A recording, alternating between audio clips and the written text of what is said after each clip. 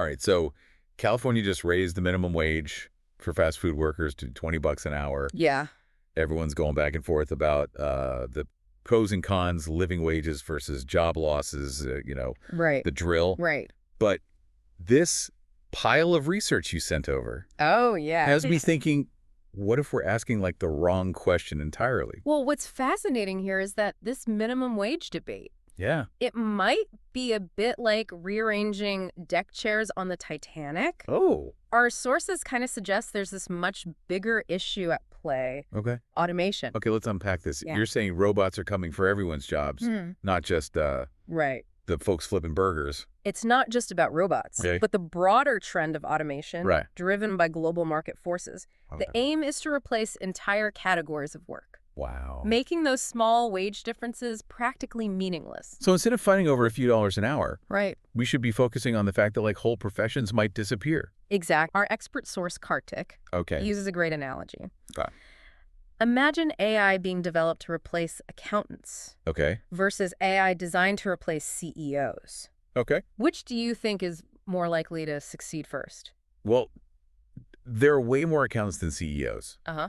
and their work seems a lot easier to break down into steps. Right. A computer could do so. Yeah. Accountants are probably in more immediate danger. Precisely. Okay. And Kartik's not just theorizing. Right. He actually uses AI for video editing now, What? replacing human editors who used to cost him $40 to $80 per video.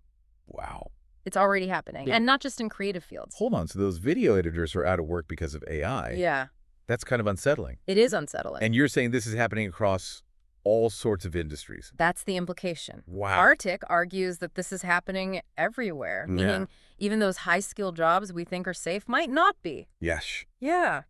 So this brings us to a critical question. Okay. What happens when automation makes the minimum wage debate Right. completely irrelevant? Yeah. Do we all just become unemployed and like fight over scraps? That's a pretty bleak picture. Yeah.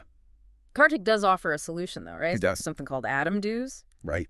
Is that like a tax on robots? It's not about taxing robots directly, Okay. but about recognizing that automation generates Uh-huh. massive wealth. Okay. Think about it. Yeah. Increased productivity, fewer errors, Right. 24/7 operation. Mm-hmm. All of that translates to huge profits. Yeah. Adam Dews proposes that a portion of this wealth be distributed to the people Okay. whose jobs are displaced. So instead of trying to force employers to pay higher wages, Right. we find a way to share the benefits of this new productivity Exactly. with everyone, especially those who might be out of a job because of it. Precisely. Okay. Kartik argues that with AI and automation handling so many tasks, Mm-hmm. from manufacturing to data analysis. The wealth generated could actually be enough to reduce human taxation Wow. significantly. Are you saying we could see a future with little to no taxes? Yeah. It's a possibility. How is that even possible? Think about all the things governments spend money on. Okay. Infrastructure, Huh. healthcare, Right. social services. Yeah. Many of these could potentially be handled Okay. more efficiently and cost-effectively by Right. AI. Okay. Of course, this would require a major change in our thinking, Yeah. but it's a fascinating possibility. Okay. I'm starting to see where this is going. Yeah. But wouldn't this Adam Dews idea require a complete overhaul There would. of our economic system? Yeah. I mean, are we even remotely prepared for that kind of change? Kartik acknowledges that this would be a radical departure, Okay. and he calls this new economic model Mhm. third millennium economics. Okay. His argument is that we don't really have a choice. Right. Automation is happening whether we like it or not. The question is, will we let it create a massive wealth gap?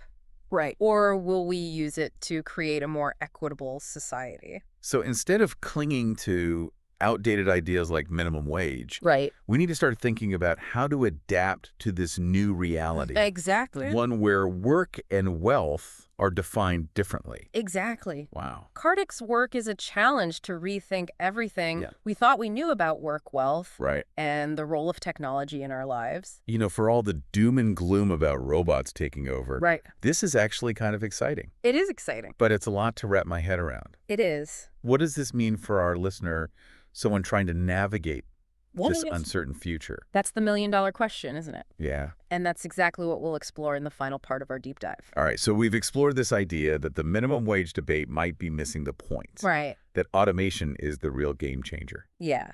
And that we could be headed towards a future where human taxation is a thing of the past. Yeah, it's a pretty wild thought. It is wild. Now, for the big question, Right.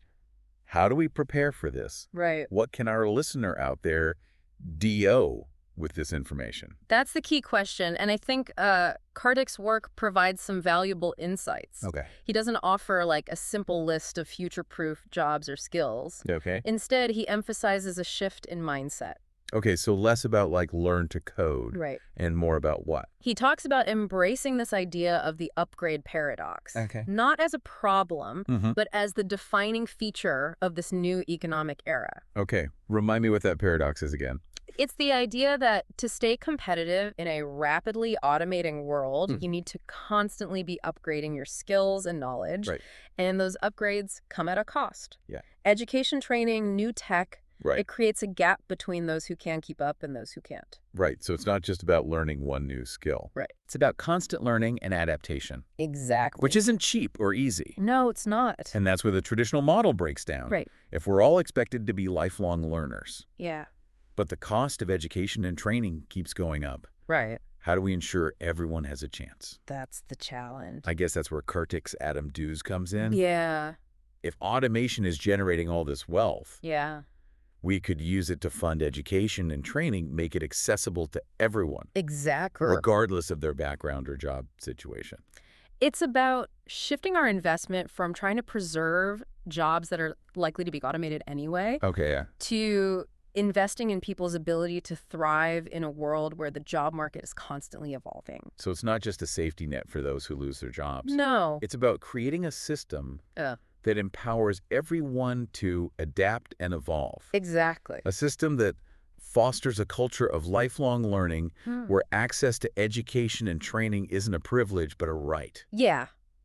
That Exactly. sounds great in theory. Yeah. But is there any indication that this kind of fundamental shift is actually feasible? Right. It would require a massive change in how we think about education and the role of government.